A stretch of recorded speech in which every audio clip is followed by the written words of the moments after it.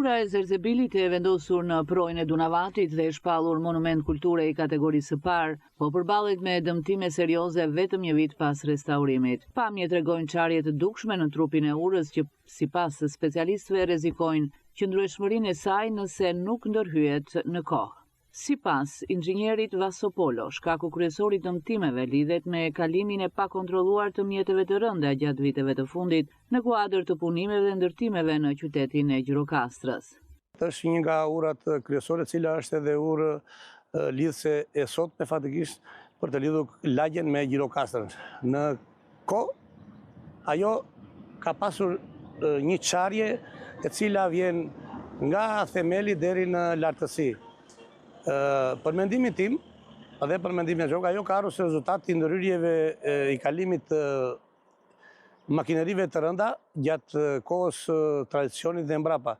Ndërtimet e shumta që janë bërë në Gjirokastër ka pasur kalimet të pakontrolluar të makinerive të rënda si betonjerave tjera dhe të cilat kanë dhënë këtë çarje. Kjo është çarje, thashë është çarje e vjetër. Nuk ka të bëj me qedimin e urës, e këmbëve të urës, po është një çarje e cila ka ardhur si rezultat i peshave të kanë kaluar sipër. Inxhinieri Polo thekson se ndërhyrjet e kryera deri më tani kanë qenë të pjesshme dhe sipërfaqësore, pa një studim të mirëfillt teknik, çka ka bërë që problemet të përsëriten. Për këtë arsye, sipas tij kërkohet një projekt i ri restaurimi, i plot dhe i standardizuar, i cili të garantojë stabilitetin afatgjatë të urës dhe të shmangë rrezikun e shembjes, ndërsa shton se pas ndërhyrjes të vendosen kufizime të repta për qarkullimin e mjeteve të rënda.